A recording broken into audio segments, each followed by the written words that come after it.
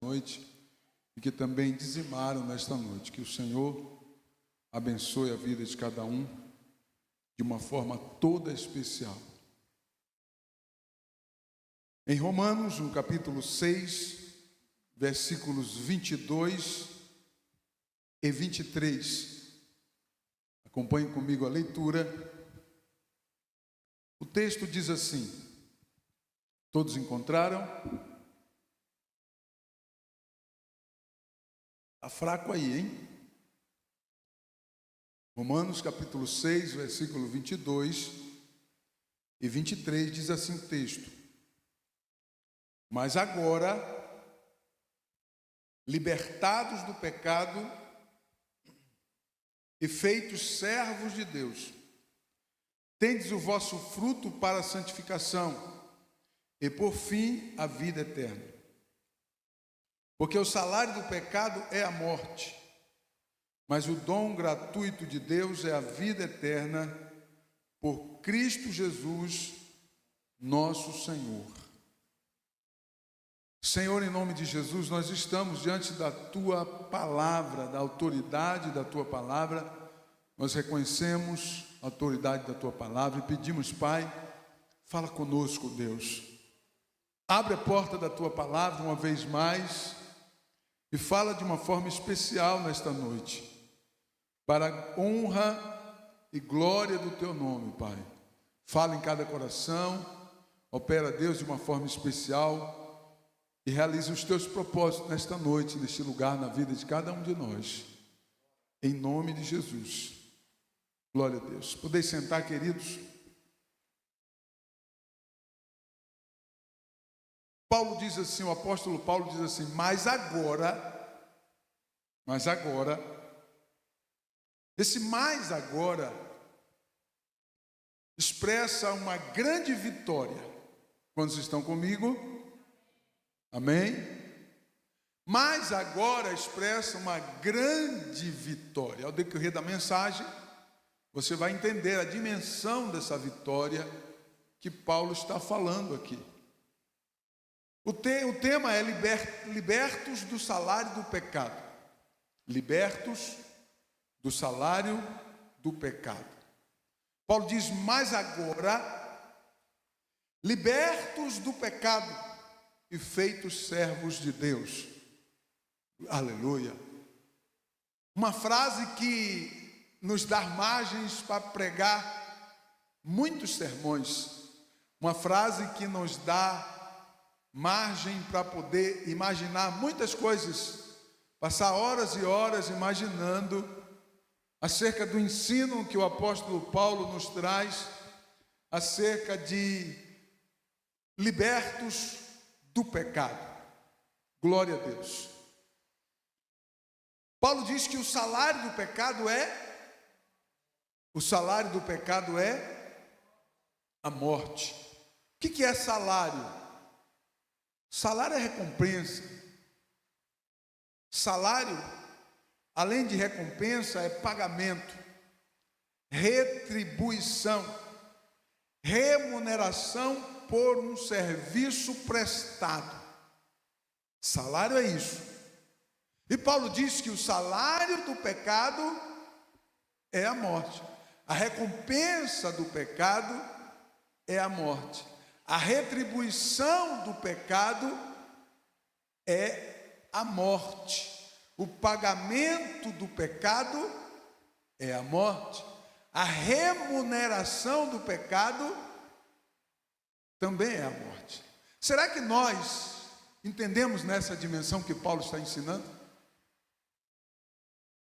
Preste atenção, porque a maioria das pessoas, elas não conseguem ter essa visão ou essa dimensão desse entendimento.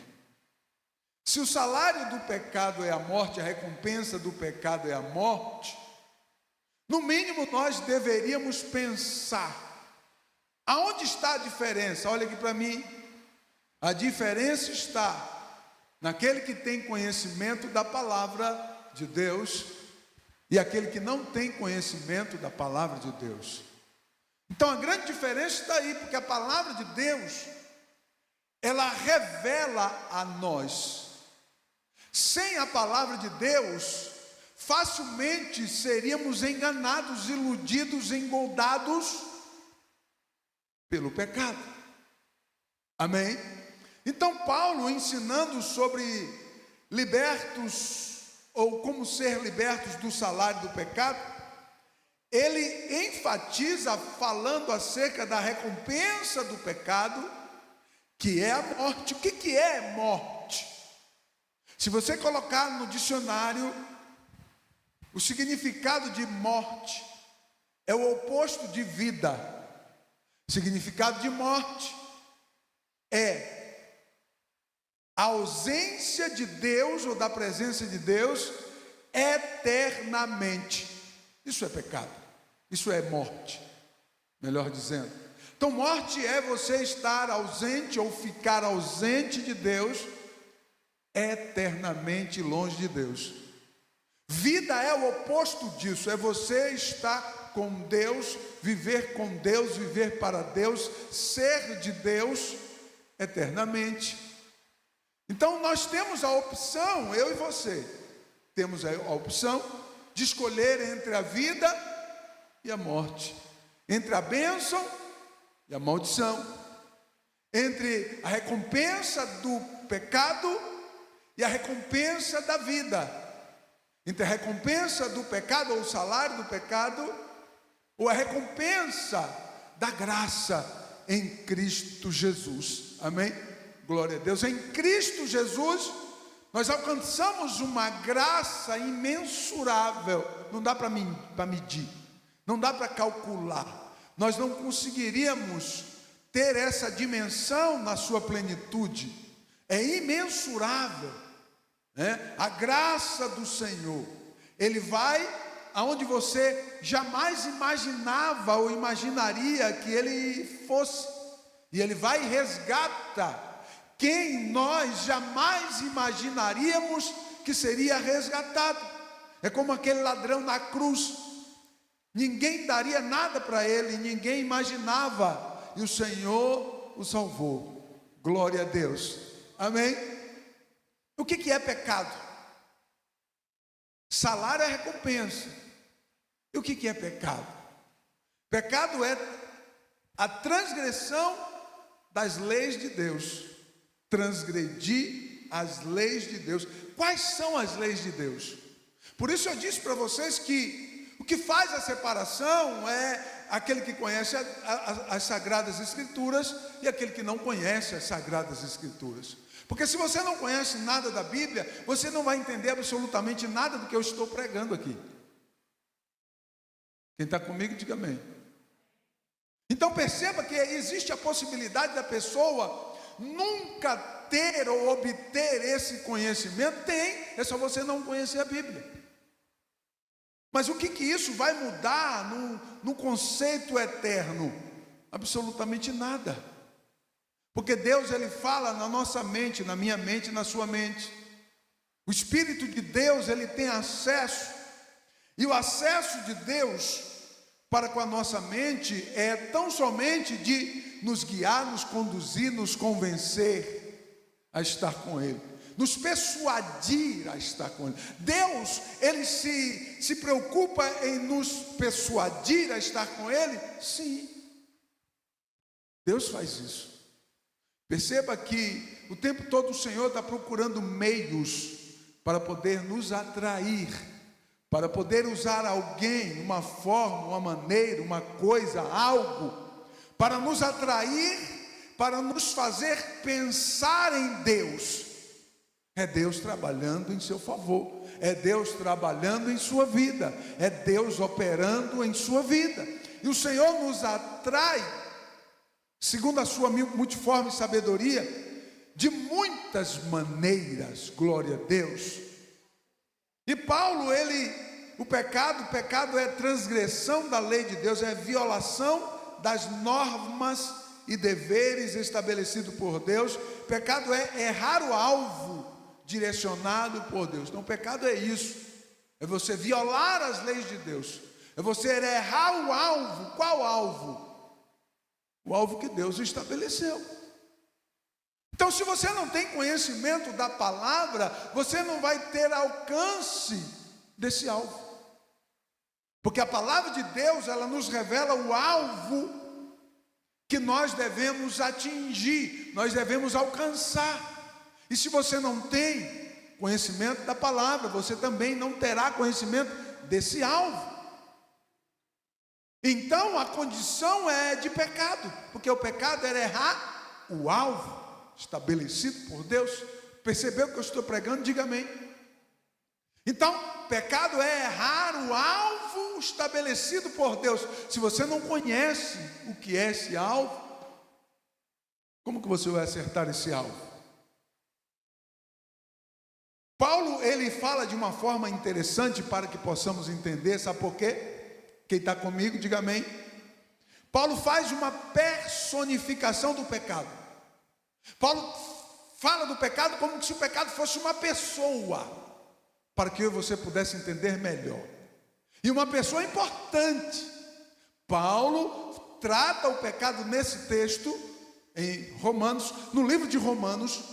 Paulo trata do pecado como uma pessoa muito importante para nos dar detalhes, para nos fazer entender quem é o pecado, o que é o pecado e o que pode fazer o pecado.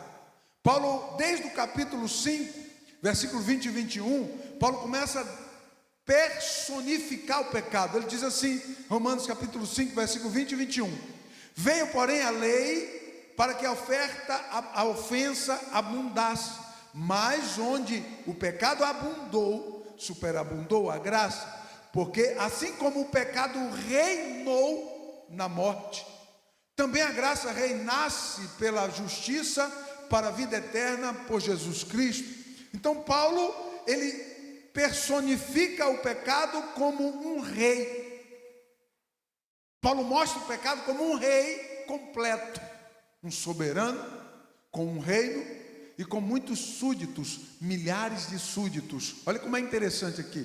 Paulo, ele descreve o pecado como um rei completo, dono de um reino e muitos súditos, que procuram expandir o seu domínio sobre as pessoas que tornaram-se seus súditos ou escravos, né?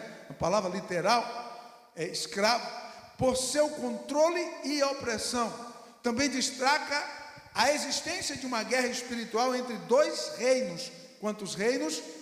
Dois reinos. O reino do pecado, do rei pecado, e o reino de Deus, o rei eterno, Deus. Amém? Então Paulo fala de um conflito espiritual. Quem está comigo aqui, eu estou percebendo bastante distração. Estou pregando para você. Preste atenção aqui. Paulo, ele personifica o pecado, como se o pecado fosse uma pessoa. E Paulo diz assim, olha, ele é um rei, que tem um reino, que tem um trono, e que tem súditos, que tem domínio sobre milhares, inúmeros, intermináveis. Olha como é interessante, escute isso aqui. Números intermináveis, e promovendo um controle e opressão dos seus súditos, dos seus escravos, ou dos seus súditos, né, no seu reino. E a existência de uma guerra espiritual entre os dois reinos, o reino das trevas e o reino de Deus, onde ambos os reinos se destacaram e alcançaram muitos resultados. Paulo apresenta os pecadores se avolumando junto ao pecado e os salvos alcançando um lugar diferenciado através da graça salvadora pelo sacrifício de Cristo. A ilustração de Paulo nos faz entender isso, o que nos assusta, e eu acho que deveria assustar ainda mais você que tem conhecimento da palavra. O que nos assusta é que Paulo apresenta dois reinos que estão prosperando muito bem. Dois reinos que estão prosperando muito bem. O reino do pecado, o reino das trevas, e o reino de Deus. Então Paulo aponta dois reinos que estão prosperando muito bem, E essa prosperidade de cada um desses reinos, separando os seus súditos para a condenação, assim como separando os seus súditos para a salvação. Para a condenação no reino das trevas e para a salvação no reino de Deus. Glória a Deus. Qual é a vantagem do reino do pecado dentro desse contexto espiritual que eu e você vivemos? Existe uma grande vantagem do rei pecado, uma enorme vantagem. Por que existe uma enorme vantagem, irmã Keila? Porque o pecado está assegurado por coisas visíveis e palpáveis. Preste atenção aqui. O pecado está assegurado por uma enorme vantagem visível. E essa vantagem visível que o rei pecado tem, apresentado por Paulo, nessa vantagem imensa, o rei pecado se aproveita de coisas visíveis e palpáveis. E aí o que acontece dentro desse reino? Proporciona experimento a cada um dos seus súditos. Preste atenção aqui. Para você sentir Deus, você precisa fazer um sacrifício, sim ou não? Para você sentir a presença de Deus, não é de qualquer maneira. Você precisa abrir o seu coração, você precisa permitir. Você tem que se permitir que isso aconteça. Se alguém está com o seu coração fechado, o Senhor fica do lado de fora. Ele não vai deixar de bater, mas ele não vai entrar se você não abrir. Aleluia. O rei pecado tem uma enorme vantagem, porque ele se aproveita de coisas palpáveis e visíveis. Toma, coma, e você pode pegar, você pode experimentar, você pode sentir, você pode perceber. Aleluia. Enquanto que no reino de Deus não há a possibilidade visível, palpável, para que você experimente. Glória a Deus. Nós sentimos a presença de Deus quando temos uma dimensão de comunhão com Deus, num nível que o Senhor possa nos alcançar. Mas para que isso aconteça, para que isso ocorra, existe um esforço enorme de cada um dos seus súditos. Perceba, querido, que a vantagem do rei pecado no reino das trevas é muito grande, é muito maior. Aleluia. E é por conta dessa vantagem que as pessoas, elas são aprisionadas. Versículo 22 diz que o pecado pode nos manter presos. Diga comigo, manter preso. No versículo 22, o texto diz que o pecado pode nos manter presos. Diz assim o texto: mas agora, libertos do pecado e feitos servos de Deus.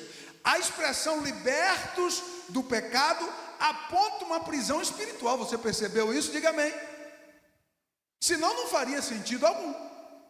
Paulo diz: mas agora, libertos do pecado, feitos servos de Deus. Ou seja, você sai de um reino onde o rei é o pecado, que Paulo personifica ele como uma pessoa importante, um rei, e aí você sai de um reino espiritual para um outro reino espiritual também. A única questão é que o reino de Deus, que também é espiritual, não vai dar a possibilidade de você pegar, morder, comer, experimentar. Você não vai ter a possibilidade de ser atraído pela sua visão, audição, paladar, tato e olfato. No reino de Deus, eu preciso orar, jejuar, consagrar, ler a Bíblia, despertar em mim mesmo, e ninguém pode fazer isso por mim. Ninguém pode fazer isso por mim. A vida espiritual é algo particular, é algo íntimo, seu com Deus, você e Deus, Deus e você. aleluia, bendito seja o Eterno para sempre. A sua esposa não pode fazer por você, o seu marido não pode fazer por você, o seu amigo não pode fazer por você. É você e Deus disputando ou sendo disputado por dois reis. O Senhor do universo e o rei pecado estão disputando você. Nós estamos sendo disputados todos os dias, eu e você. Estamos sendo disputados todos os dias por dois reis. Aleluia. Dois reis estão disputando a mim e a você todos os dias. É só você olhar para você, imaginar você e avaliar a sua vida, o seu contexto, que você vai entender qual é o rei que está ganhando você.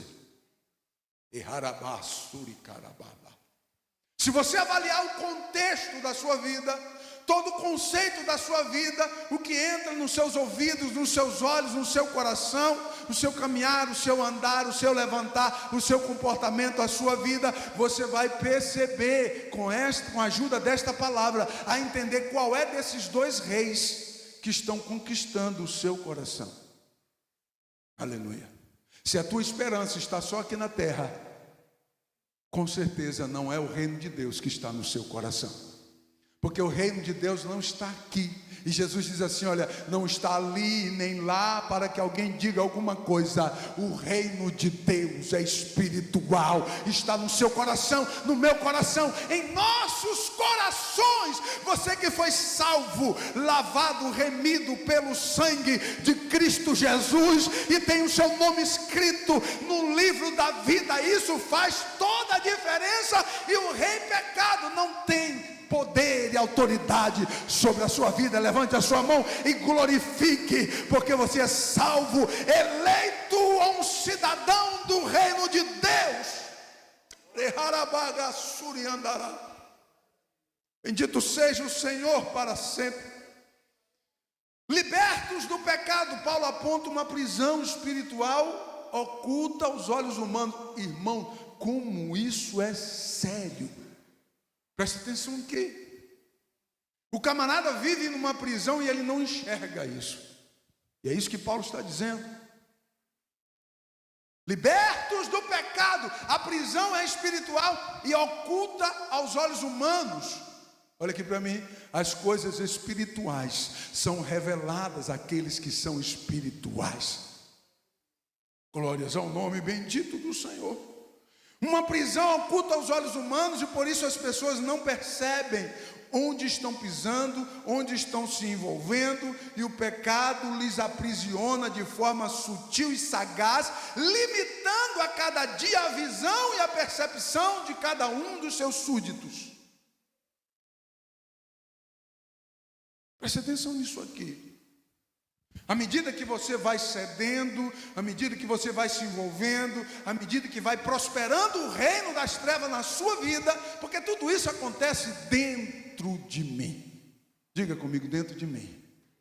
Essa briga, essa intriga, essa guerra, esse movimento, esse mover, acontece dentro de cada um, assim como o reino de Deus acontece dentro de cada um. Isso é coisa oculta aos nossos olhos. A palavra de Deus nos faz entender, a palavra de Deus nos revela os conceitos espirituais, que se não fosse a palavra, não teríamos a dimensão do alcance desse entendimento. Glória a Deus. E como é maravilhoso que Paulo personifica o pecado, para a gente entender o que é o pecado. Imagine se Paulo não personificasse o pecado, não apresentasse o pecado como um ser tão importante assim. Não teríamos como avaliar determinados detalhes. Mas a gente avalia os detalhes quando entendemos o pecado como uma pessoa importante. Uma prisão espiritual que eu não consigo enxergar. E aí o rei pecado vai limitando a visão dos seus súditos, a percepção dos seus súditos. Limitar a visão e a percepção é algo muito importante. Você sabia disso? Porque quando a minha visão e a minha percepção está limitada, Muitas coisas deixam de ser errado no meu conceito. Não é isso que a novela faz todo dia? Mostra uma coisa, vai mostrando, daqui a pouco fica tudo normal. Você vai olhar para aquele inferno, para aquela desgraça. A palavra é essa mesmo. Desgraça, porque caiu da graça. Você olha para aquela desgraça e acha normal, e não é. Nunca será aos olhos daquele que tem conhecimento da palavra. Será insuportável para aquele que tem conhecimento da palavra. Não dá para mim sentar e assistir novela. Irmão, não vai dar certo. Eu não consigo isso. Vou reprovar do começo ao fim, porque é só coisa reprovável ali. Presta atenção aqui. A prisão vai limitar a visão e a percepção. E as coisas começam a ficar normais. Coisas que são anormais passam a ser normais. Aí você começa a avaliar e entender qual desses reis estão dominando sobre a sua vida. Quando você começar a olhar para o pecado e achar que é normal, não é Deus que está tendo primazia na sua vida, com certeza. Porque o pecado é a transgressão às leis de Deus, à vontade de Deus. Eu já traduzi para você. Então perceba que a prisão, ela é espiritual. E o rei pecado, ele vai limitando a nossa visão, à medida em que você vai se envolvendo com o reino das trevas, a sua visão vai ficando cada vez menor. E à medida em que você vai se envolvendo com o reino de Deus, a guerra vai ficando ainda maior. Presta atenção como é interessante isso. Aumenta a guerra quando você se entrega para Deus, quando você busca Deus, quando você se dedica a Deus. A guerra é travada. E às vezes leva a gente a níveis que nem esperávamos. Assim como quando você se envolve com o rei das trevas, o rei pecado, as coisas vão perdendo os valores espirituais e de uma forma sutil, você não percebe. Escute uma coisa: o prazer que é compartilhado pelo rei pecado, o prazer que é compartilhado ou proporcionado, serve como uma porta aberta para que se repita aquela prática no reino das trevas ou para o reino das trevas. Lembra que eu falei do experimento? Como o pecado tem o poder de usar das ferramentas visíveis, então você pode pegar e morder e comer e experimentar. Preste atenção nisso aqui. Então quando o pecado proporciona, o rei pecado proporciona para você, de você experimentar, e é bom. Pecado é coisa boa. Olhe para mim, quando vocês estão comigo, diga amém. Pecado não é coisa ruim. Não, senhores. Pecado é a melhor coisa que tem para fazer. É pecado. Pensa numa coisa boa. Pecado é isso. Por isso que as pessoas ficam aprisionadas. Porque você experimenta e você fica preso, e o experimento é uma porta aberta para a repetição. Olhe para mim aqui, tem coisas que não precisa você experimentar, que vai dar ruim. Tem coisas nessa vida, e eu não vou citar aqui elas, que não precisa você experimentar, porque se você experimentar, meu irmão, vai ser difícil de você tirar da sua memória o gosto, o sabor de tais coisas que você experimentou. Glória a Deus. Apesar, ou o pesar, ou o arrependimento que ocorre após o ato ou erro, tem um efeito sutil quando não se conhece os caminhos estabelecidos por Deus. Chega a ser tão sutil que a pessoa não se dão conta do que estão fazendo. Mas e aí, pastor, se não se dá conta, Se não sabe do que está fazendo, então não há culpa. Ei, olha aqui para mim. Nós servimos a um Deus que é onisciente. Ele conhece todas as coisas. Ele sabe do que você pensa. O único ser no universo que conhece os meus pensamentos e os seus pensamentos chama-se o Rei dos Reis e Senhor dos Senhores. Aleluia. Bendito seja Deus. Então preste atenção. O pesar que ocorre, o arrependimento que ocorre imediatamente quando você pratica o erro, para aquele que não tem conhecimento da palavra, esse pesar e esse arrependimento é tão fraquinho, tão sutil, que logo a pessoa está fazendo de novo. Agora, quando você tem conhecimento da palavra, esse pesar e esse arrependimento, existe uma força maior, e essa força maior vem de dentro de você.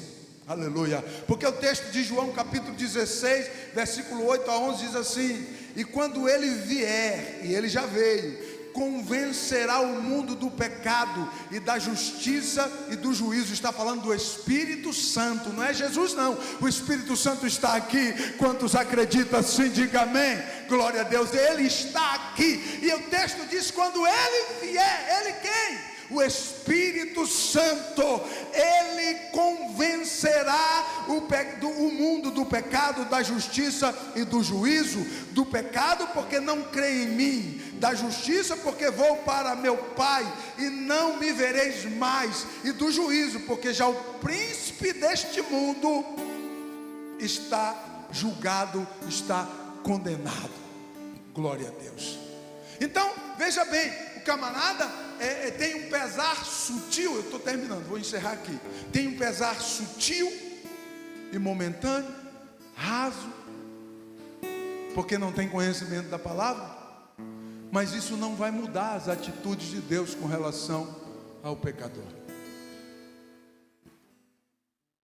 É isso que nós precisamos avaliar. Fique de pé, por favor.